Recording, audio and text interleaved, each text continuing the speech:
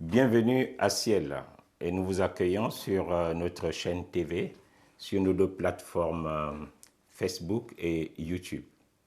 Je salue donc la famille Ciel et toutes les personnes qui ont l'habitude de participer à nos cultes et c'est vraiment un plaisir de vous avoir. La semaine dernière, nous étions encore autour de la parole de Dieu et comme je nous dis toujours, la parole de Dieu nous fait vraiment beaucoup de bien. Et semaine après semaine, nous sommes instruits à ses pieds. Et j'aimerais nous lire cette parole avant de continuer mon message. C'est une parole qui est dans Proverbe 6 à partir du verset 23. La parole de Dieu nous dit ceci. Le précepte est une lampe et l'enseignement une lumière. Et les avertissements de la correction sont le chemin de la vie. Ce passage nous montre clairement que la parole de Dieu, pour nous, est une lampe qui éclaire. L'avantage d'une lampe, lorsqu'elle nous éclaire, elle a la capacité de nous conduire, mais elle a aussi la capacité de nous montrer ce qui en nous n'est pas propre. Elle a la capacité de nous montrer nos défauts. Et c'est pour cela que la parole de Dieu est efficace en tant que telle. Elle nous conduit et elle nous montre qui nous sommes en réalité. Dimanche dernier, nous avions parlé, et c'était le deuxième culte que nous parlions de ce thème, des confinements, quelles sont tes résolutions? Et dimanche dernier, j'avais fait la suite de l'enseignement que j'avais commencé le 17, et ce dimanche, je parlerai d'autre chose. Mais j'aimerais nous faire le récapitulatif des points importants que j'ai partagés dimanche dernier, afin que nous puissions nous en souvenir. Parce que la parole de Dieu, ce n'est pas quelque chose qui est donné pour l'oublier, mais nous devons l'inscrire sur les tablettes de notre cœur. Le premier point que nous avions vu, c'est que Dieu ne nous a pas créés pour qu'à un moment donné de notre existence, nous devenions chrétiens. Dans le plan de Dieu, dans la pensée de Dieu, il nous a créés pour vivre avec lui, pour vivre éternellement avec lui. Nous sommes créés pour vivre avec Dieu, pas pour qu'à un moment donné, nous nous éloignions de lui et que nous revenons à lui. Mais c'est pour vivre avec lui. Et le moyen que Dieu a mis en place pour nous ramener à lui, parce que nous étions déchus par nos offenses, par nos péchés, c'est la grâce. Dieu a utilisé la grâce pour nous ramener à lui. Vous voyez que Dieu fait tout pour ramener l'homme à lui. C'est important pour nous de comprendre ça. Et nous avons plusieurs images dans la Bible où nous voyons que Dieu veut vivre au milieu de son peuple, Dieu veut vivre au milieu des hommes qu'il a créés, quoique les hommes l'aient toujours repoussé, mais dans le cœur de Dieu, il veut être notre Dieu et nous, il veut que nous soyons son peuple. Et dans cette vie avec Dieu, l'homme va donc trouver son plein épanouissement. Comment l'homme trouve son plein épanouissement? L'homme trouve son plein épanouissement en étant ouvrier avec Dieu, en collaborant avec Dieu, en travaillant avec Dieu. Et c'est dans le travail, donc, que l'homme va trouver son épanouissement, et non pas dans la jouissance. Or, aujourd'hui, nous voyons un christianisme qui a tendance à nous montrer un christianisme de jouissance. Ça veut dire que Dieu va nous donner des choses et qui vont créer en nous de la jouissance et du plaisir, et c'est en cela que nous le reconnaissons comme un grand Dieu. Dieu veut que nous soyons ouvriers avec lui pendant notre passage sur la terre. Et c'est pour cela que là où Dieu t'a mis, dans la famille où il t'a mis, dans l'église où il t'a mis, dans la société où il t'a mis, tu as quelque chose à faire. Tu dois refléter la gloire de Dieu. Tu n'es pas à ton travail simplement pour recevoir un bon salaire et pour en jouir. Il y a quelque chose à apporter. Dans ta famille, peut-être que tu es le premier chrétien et comme Dieu commence toujours par une personne, Dieu veut que tu sois aussi un ouvrier avec lui dans ta famille. En fait, même dans l'Église, qui est l'endroit où nous nous retrouvons pour adorer et glorifier Dieu en communauté, là aussi, Dieu veut que tu œuvres avec lui. Dieu veut que tu travailles avec lui.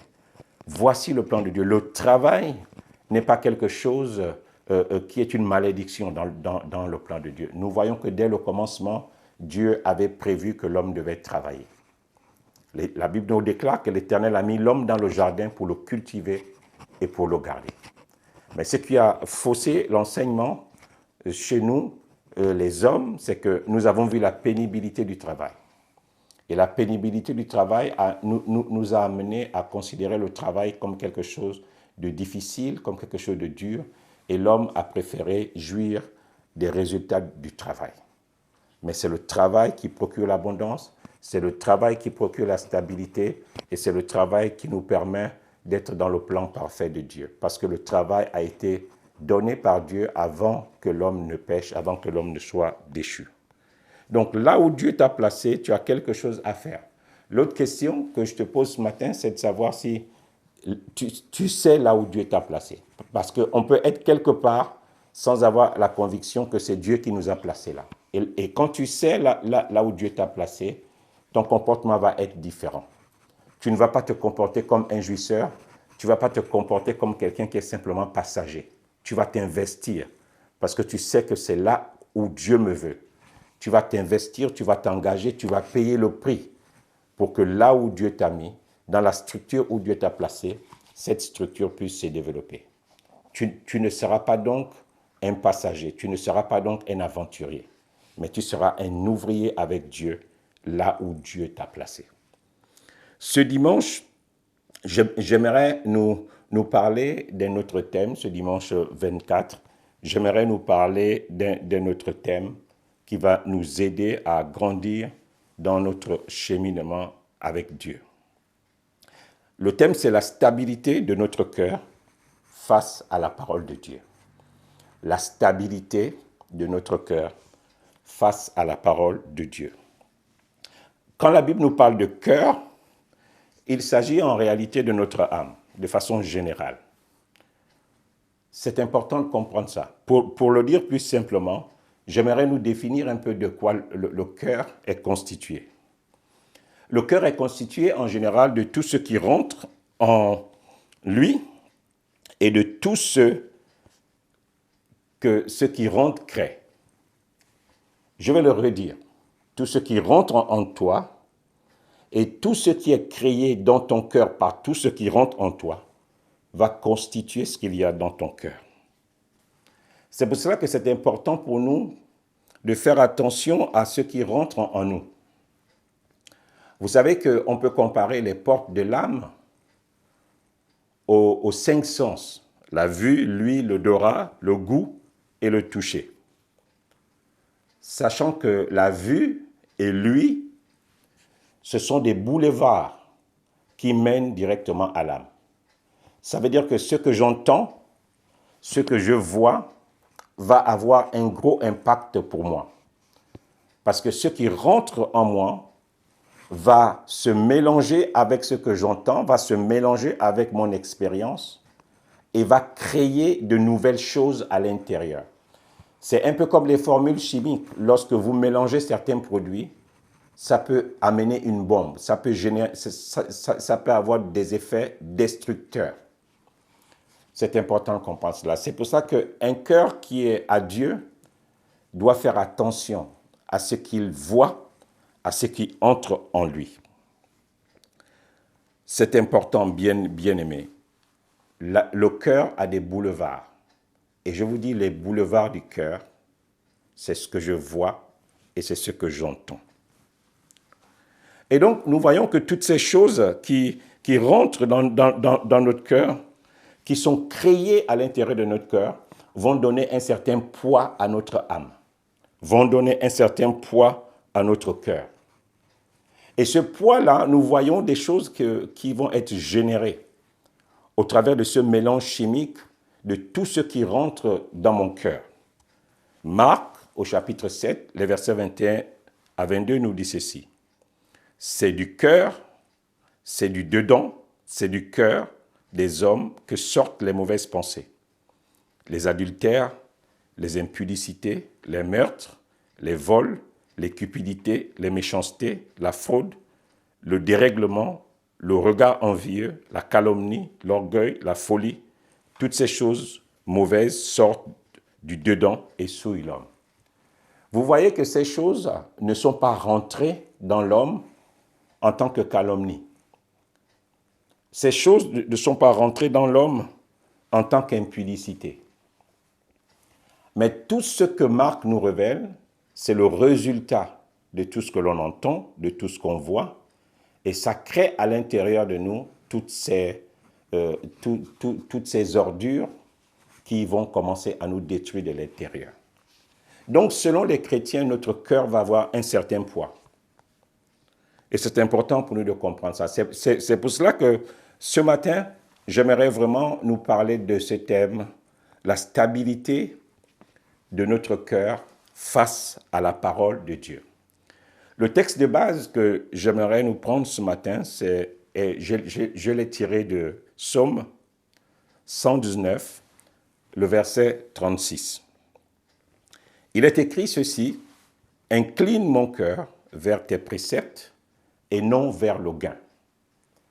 Incline mon cœur vers tes préceptes et non vers le gain. » C'est le texte de base sur lequel j'aimerais parler quelque temps ce matin, ce dimanche matin. Vous savez que le livre de Psaumes, c'est en réalité un livre de prière, c'est aussi un livre de chant. C'est un livre, en fait, où les auteurs, parce que David n'est pas seul, nous traduisent un peu ce qui se passe dans leur cœur. Le chant, en général, est une expression du cœur, et la prière aussi est une expression du cœur. C'est pour cela qu'un vrai chrétien ne peut pas vivre toute une vie avec Dieu sans jamais prier, sans jamais chanter. Voyez-vous, le chant, ce n'est pas quelque chose qui accompagne la prédication. Le chant n'accompagne pas la prédication. Le chant, c'est un outil dans la vie du croyant qui lui permet de s'épanouir et qui lui permet de s'exprimer devant Dieu.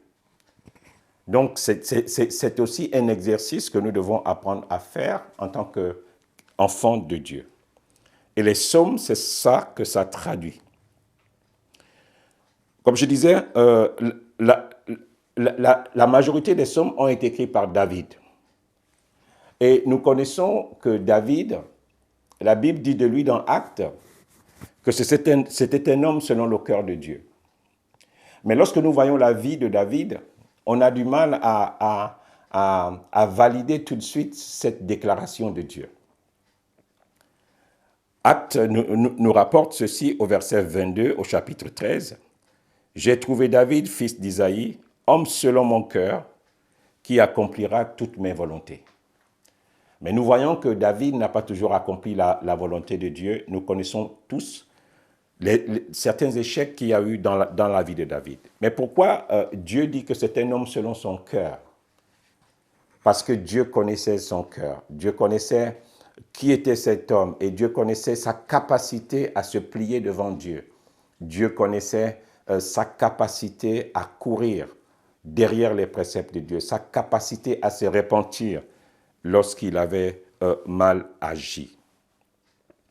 Donc, nous voyons bien que David était un homme dont le cœur était ouvert aux yeux de Dieu. Ce n'était pas un homme qui était faux, ce n'était pas un homme qui marchait selon les apparences. Il savait pleurer, il savait crier, il savait être abattu, et son cœur était un cœur d'homme.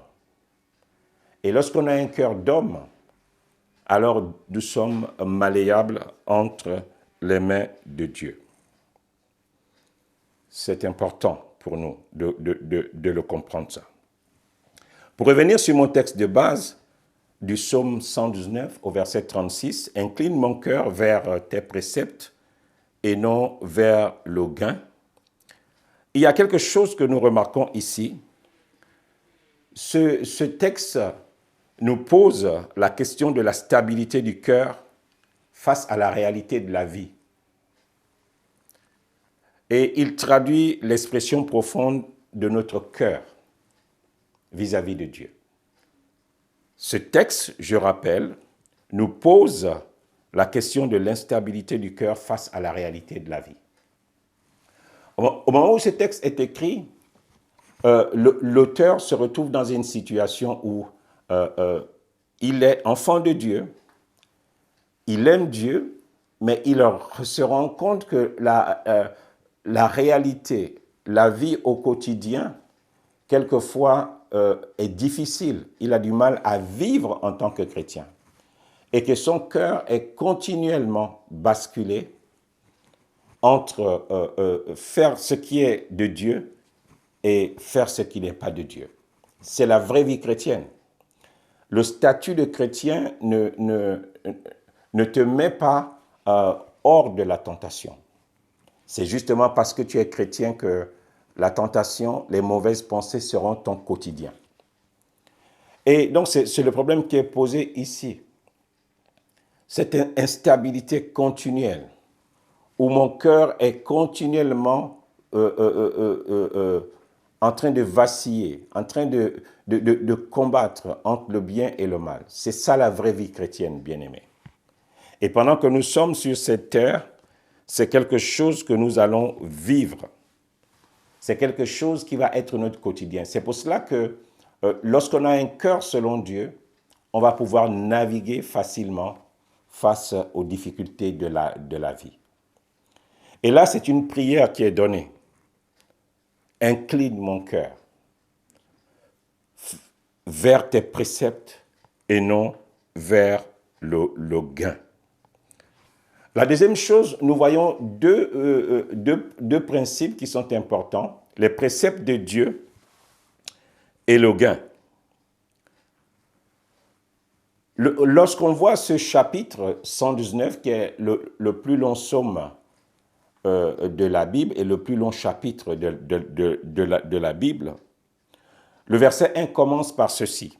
Il commence par nous dire « Heureux ceux qui sont intègres dans leur voie et qui marchent selon la loi de l'Éternel. » Ceux qui sont intègres dans leur voie et qui marchent selon la loi de l'Éternel sont heureux. Voyez-vous, le bonheur selon Dieu a à voir avec notre capacité à marcher dans les voies de Dieu et à être intègre dans les voies de Dieu. Ça va créer en nous un certain état d'esprit qui va nous amener à vivre dans un bonheur selon Dieu. Le bonheur n'est pas créé par la quantité de matériel que nous avons ou bien la quantité d'objets autour de nous qui nous permettent de jouir de la vie ou de nous distraire. Le bonheur est créé par notre capacité à être intègre dans les voies de Dieu, à être intègre dans la marche avec Dieu. Et le Seigneur nous parle en premier dans ce verset des préceptes. Les préceptes, c'est quoi? Ce sont les principes divins. Ce qui doit conduire ta vie, ce sont les principes divins. Les principes divins vont t'aider. Ils vont t'amener à te positionner du bon côté. Les principes divins vont t'amener à faire des bons choix. Les principes divins vont renouveler ton intelligence. Parce que voyez-vous, lorsque nous venons au Seigneur, nous avons une vie avant de venir à lui, pour la plupart d'entre nous. Et nous avons donc accumulé des expériences. Et ces expériences passées ne vont pas toujours nous aider. Et elles vont se battre avec la parole de Dieu en nous. Et donc, lorsque nous marchons selon les préceptes de Dieu, notre vie va s'aligner avec la parole de Dieu. Notre vie va rentrer en alignement avec la parole de Dieu.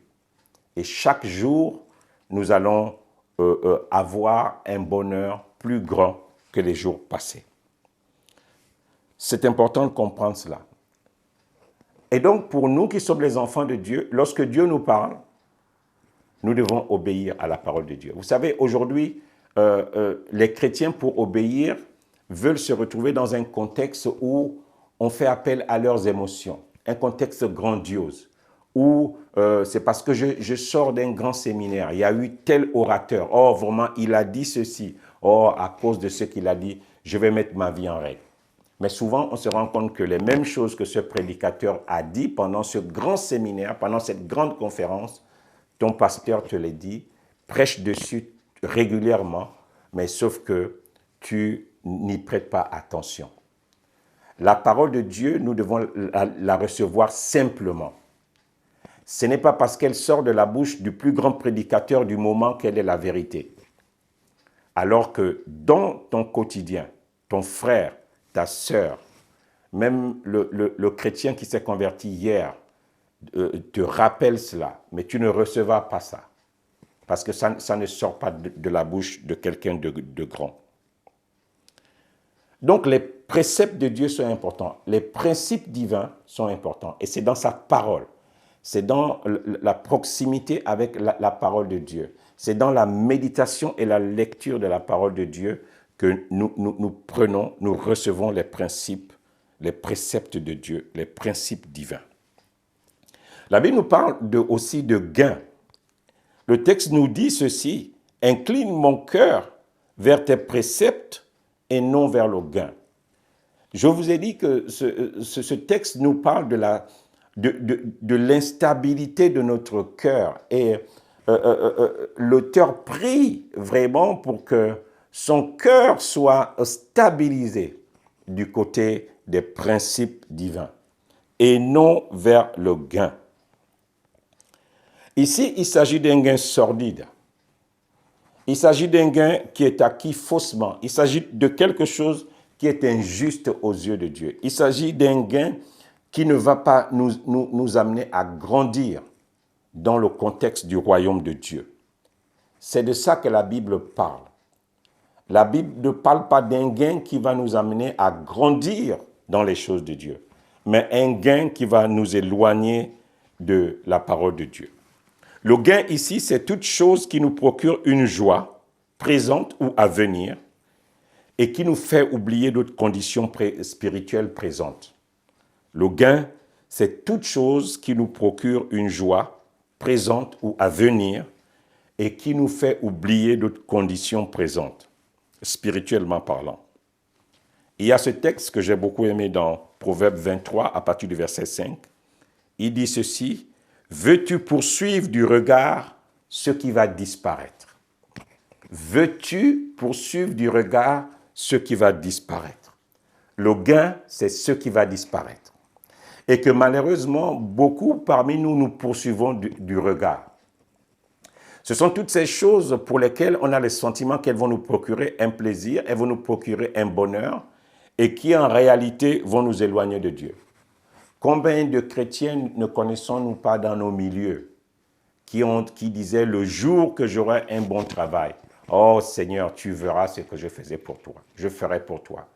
Et on s'est rendu compte que ces personnes, le jour qu'elles ont eu un bon travail, une bonne situation sociale, cela les a éloignés de l'Église. Cela est devenu pour eux une occasion de chute. C'est important, bien-aimés, qu'on ne poursuive pas du regard ce qui va disparaître.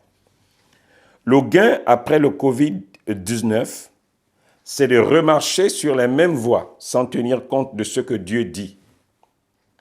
Tu vas repartir vers ce qui t'a toujours fait du bien. Tu vas obéir à ta chair. Tu vas faire des choses qui te procurent une joie présente. Tu avais prévu aller au culte, mais parce que tu as dormi tard la veille, à suivre des films à la télé, et le matin, tu auras du mal à te lever pour aller au culte, alors que tu avais prévu que tu seras au culte. Tu avais prévu te lever tôt pour commencer ta journée plus tôt, mais parce que tu as mal géré ton temps, alors tu vas te réveiller tard et tu ne pourras pas faire ce que tu as prévu faire.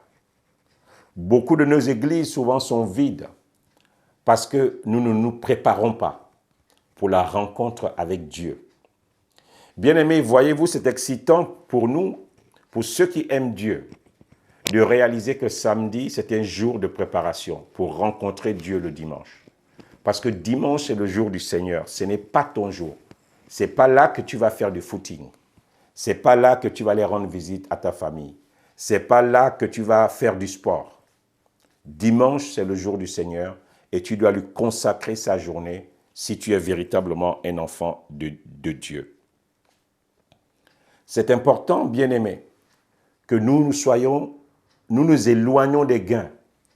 Le gain, c'est tous ces mécanismes que nous allons mettre en place pour essayer d'apaiser notre conscience lorsque nous ne faisons pas ce qui est juste.